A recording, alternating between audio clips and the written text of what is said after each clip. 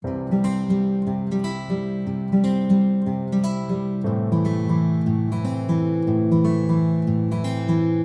1. Stocks and their value. Chapter 1. Firm Foundations and Castles in the Air. From Oscar Wilde, Lady Windermere's fan. What is a cynic? A man who knows the price of everything and the value of nothing. In this book, I will take you on a random walk down Wall Street, providing a guided tour of the complex world of finance and practical advice on investment opportunities and strategies.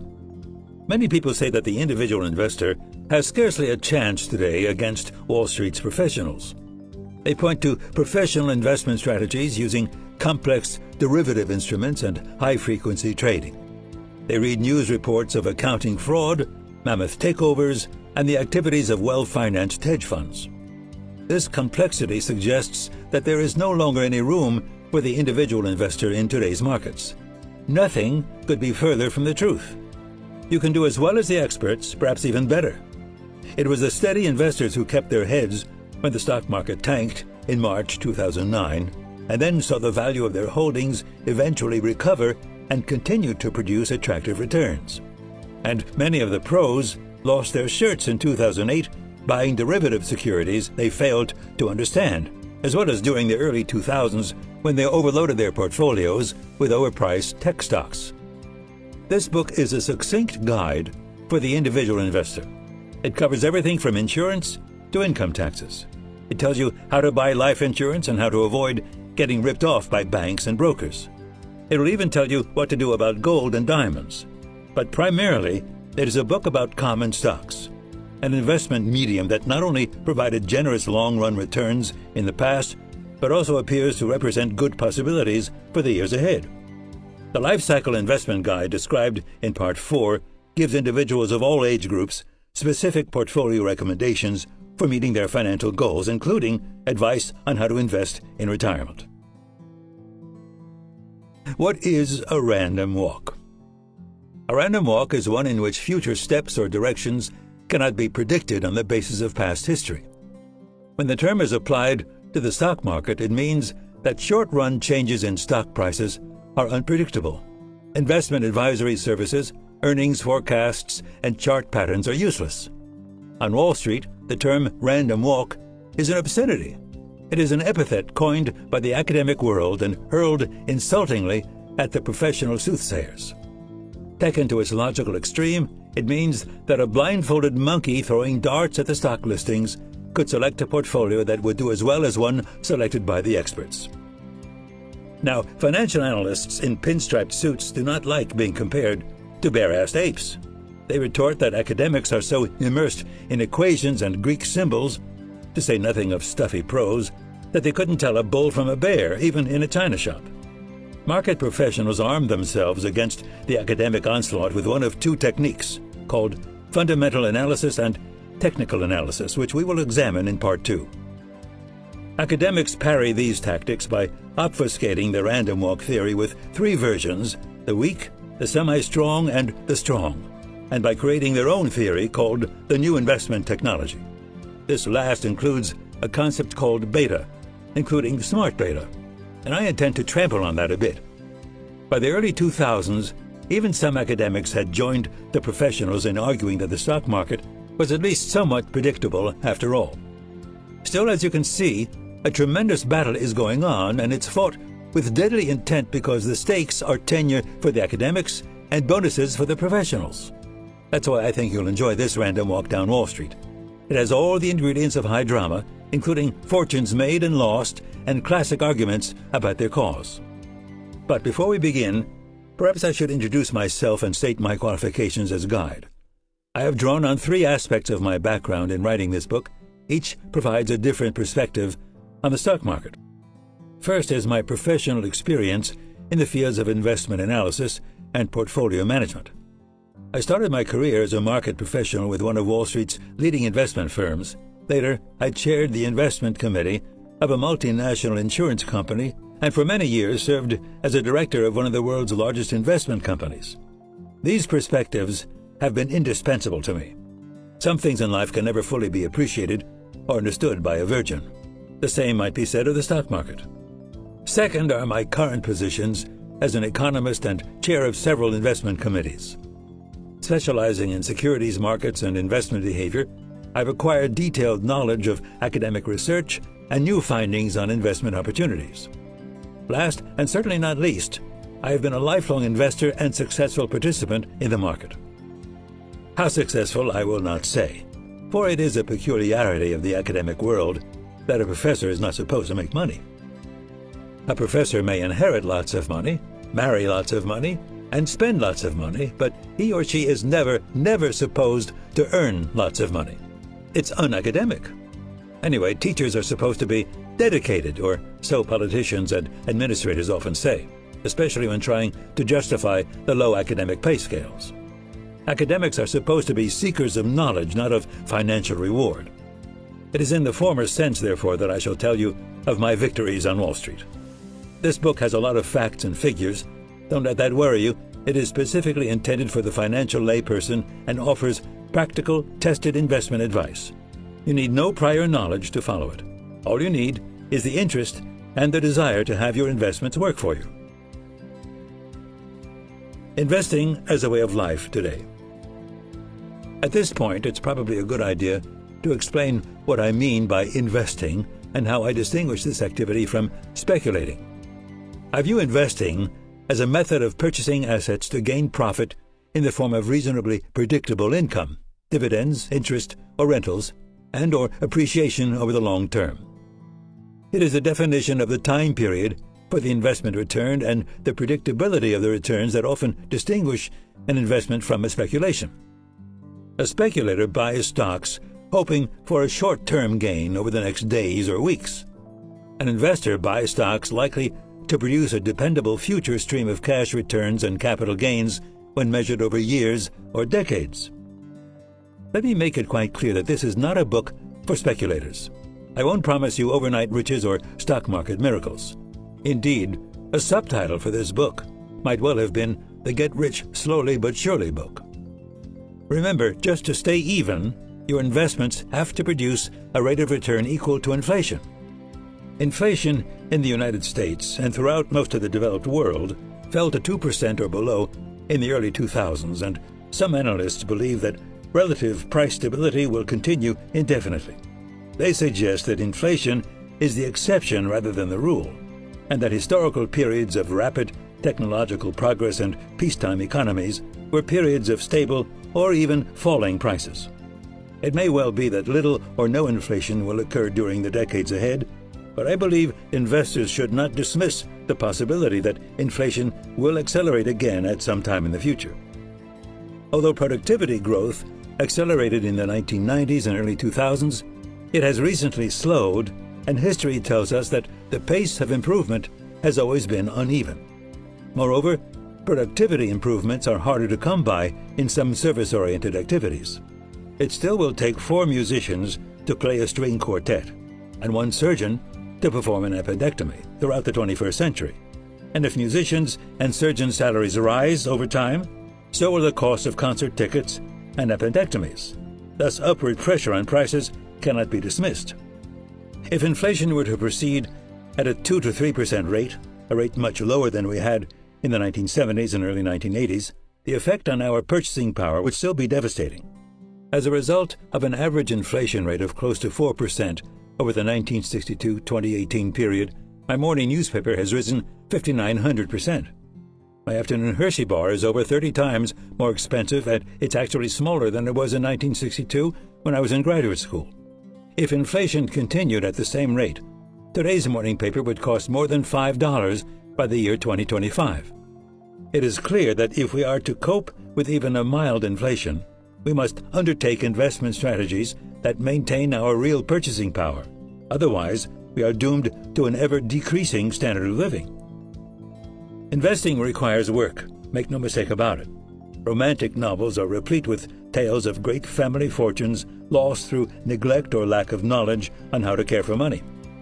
Who can forget the sounds of the cherry orchard being cut down in Chekhov's great play? Free enterprise, not the Marxist system, caused the downfall of the Ranevsky family. They had not worked to keep their money. Even if you trust all your funds to an investment advisor or to a mutual fund, you still have to know which advisor or which fund is most suitable to handle your money. Armed with the information contained in this book, you should find it a bit easier to make your investment decisions. Most important of all, however, is the fact that investing is fun. It's fun to pit your intellect against that of the vast investment community and to find yourself rewarded with an increase in assets. It's exciting to review your investment returns and to see how they are accumulating at a faster rate than your salary.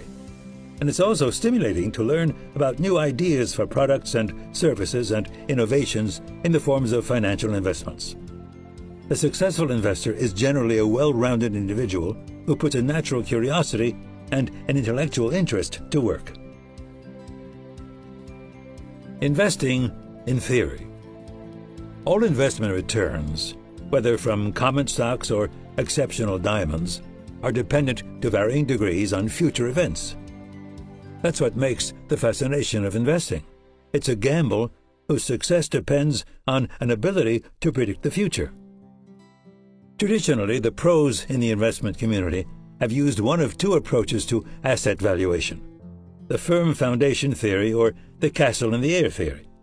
Millions of dollars have been gained and lost on these theories. To add to the drama, they appear to be mutually exclusive. An understanding of these two approaches is essential if you are to make sensible investment decisions.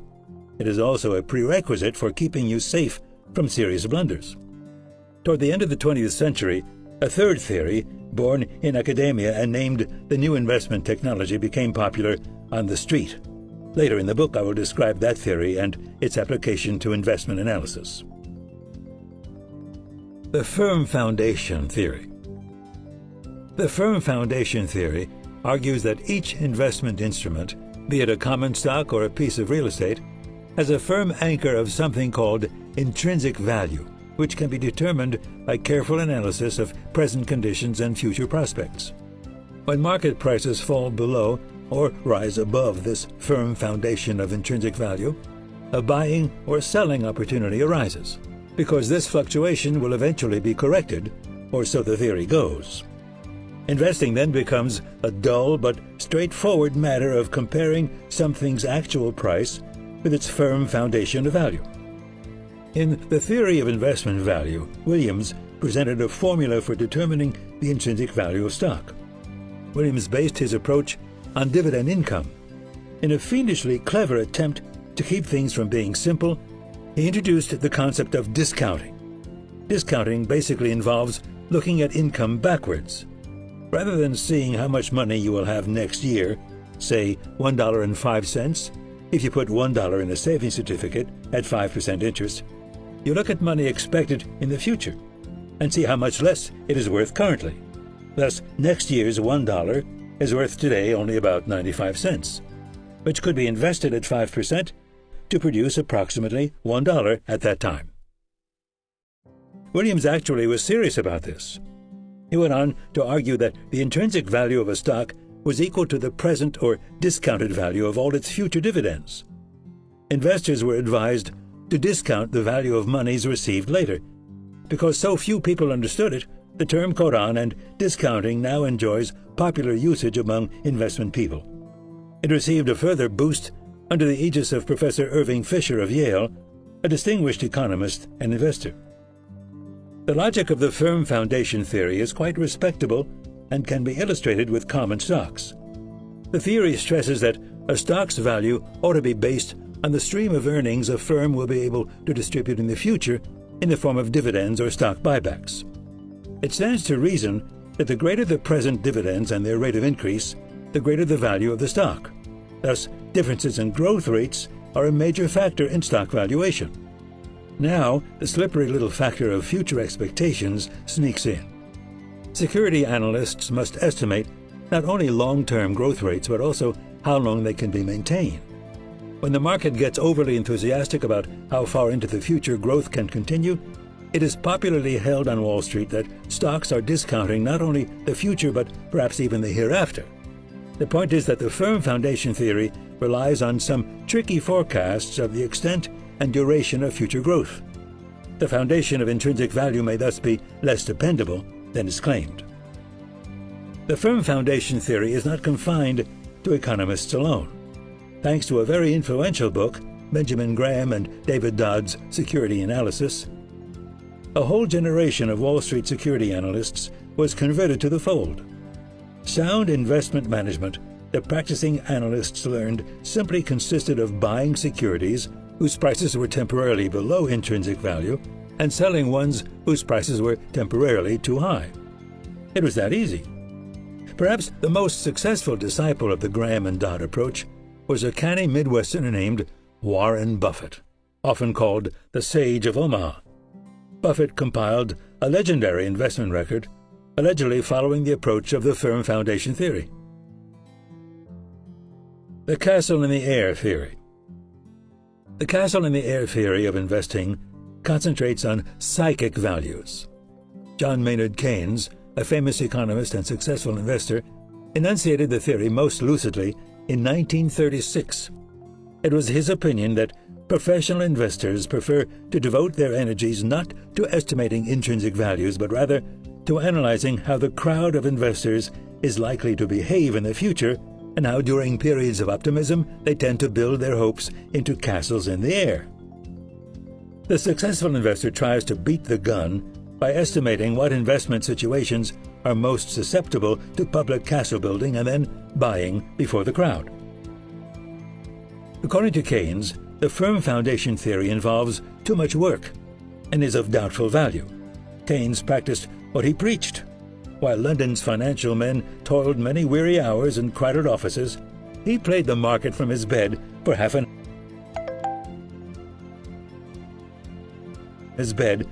an hour each morning.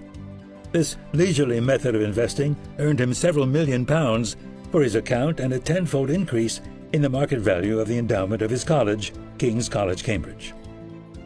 In the Depression years in which Keynes gained his fame, most people concentrated on his ideas for stimulating the economy. It was hard for anyone to build castles in the air or to dream that others would. Nevertheless, in his book, The General Theory of Employment, Interest and Money, Keynes devoted an entire chapter to the stock market and to the importance of investor expectations. With regard to stocks, Keynes noted that no one knows for sure what will influence future earnings prospects and dividend payments. As a result, he said, most people are largely concerned not with making superior long-term forecasts for an investment over its whole life, but with foreseeing changes in the conventional basis of valuation a short time ahead of the general public. Keynes, in other words, applied psychological principles rather than financial evaluation to the study of the stock market. He wrote, "It is not sensible to pay 25 for an investment of which you believe the prospective yield to justify a value of 30, if you also believe that the market will value it at 23 months hence." Keynes described the playing of the stock market in terms readily understandable by his fellow Englishmen. It is analogous to entering a newspaper beauty judging contest, in which one must select the 6 prettiest faces out of 100 photographs, with the prize going to the person whose selections most nearly conform to those of the group as a whole. The smart player recognizes that personal criteria of beauty are irrelevant in determining the contest winner. A better strategy is to select those faces the other players are likely to fancy. This logic tends to snowball. After all, the other participants are likely to play the game with at least as keen a perception. Thus, the optimal strategy is not to pick those faces the player thinks are prettiest, or those the other players are likely to fancy, but rather to predict what the average opinion is likely to be about what the average opinion will be, or to proceed even further along this sequence. So much for British beauty contests. The newspaper contest analogy represents the ultimate form of the castle in the air theory of price determination. An investment is worth a certain price to a buyer because she expects to sell it to someone else at a higher price. The investment, in other words, holds itself up by its own bootstraps. The new buyer, in turn, anticipates that future buyers will assign a still higher value. In this kind of world, a sucker is born every minute, and he exists to buy your investments at a higher price than you paid for them. Any price will do as long as others may be willing to pay more. There's no reason, only mass psychology. All the smart investor has to do is to beat the gun get in at the very beginning. This theory might less charitably be called the greater fool theory. It's okay to pay 3 times what something is worth, if later on you can find some innocent to pay 5 times what it's worth. The castle in the air theory has many advocates in both the financial and the academic communities. The Nobel laureate Robert Shiller, in his book Irrational Exuberance, argues that the mania in internet and high-tech stocks during the late 1990s can be explained only in terms of mass psychology. At universities, so-called behavioral theories of the stock market, stressing crowd psychology, gained favor during the early 2000s. The psychologist Daniel Kahneman won the Nobel Prize in Economics in 2002 for his seminal contributions to the field of behavioral finance. Earlier, Oscar Morgenstern was a leading champion, arguing that the search for intrinsic value in stocks is a search for the will-o'-the-wisp. He believed that every investor should post the following Latin maxim above his desk: Res tantum valet quantum vendi potest. A thing is worth only what someone else will pay for it. How the random walk is to be conducted. With this introduction out of the way, come join me for a random walk through the investment woods with an ultimate stroll down Wall Street. My first task will be to acquaint you with the historical patterns of pricing and how they bear on the 2 theories of pricing investments. It was Santayana who warned that if we did not learn the lessons of the past, we would be doomed to repeat the same errors. Therefore, I will describe some spectacular crazes, both long past and recently past.